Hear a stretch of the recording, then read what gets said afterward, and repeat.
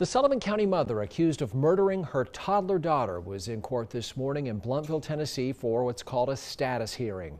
Megan Boswell faces 19 charges, including 2 counts of felony murder in the death of her daughter, Evelyn. Evelyn was reported missing in February 2020, but she actually hadn't been seen by some family members since December 2019. You'll remember there was an Amber Alert with an intense search for the little girl that spanned into North Carolina and Virginia. And then the tragic news that the child's body was found in a trash can on a family member's property in Blountville. That was March 2020. Last September, a pathologist testified Evelyn Boswell died of asphyxiation. That was the same court appearance where Judge Jim Goodwin denied Megan Boswell's request for a new attorney, citing what they called differences of opinions with her court-appointed attorney Brad Sproles.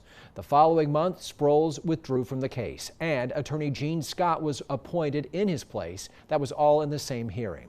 Ansley Daniels been following the case and was in court this morning when Judge Goodwin said no to Boswell's latest request that she be allowed to wear street clothes in court. Ansley?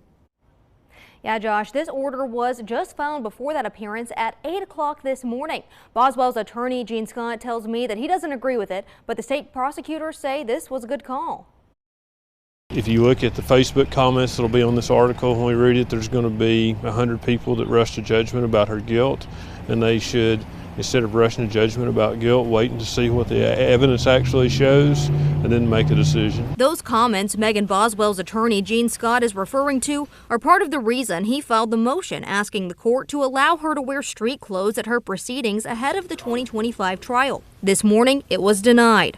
I don't agree with that decision. I think it would.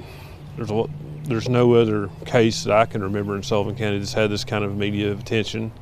And we'll explore our options as to whether or not we can appeal that order. Sullivan County Judge Jim Goodwin gave several reasons for denying the request, saying the defense didn't provide a case or statute that requires the relief sought, and the court does not find that Boswell should be treated any differently than any other inmate in the Sullivan County Jail. We had opposed that motion, and of course the court approved or agreed with our position that for pretrial motions, the defendant will be dressed out in their normal correctional clothing. In his motion, Boswell's attorney also said there is a risk of jurors making negative inferences about her custodial status.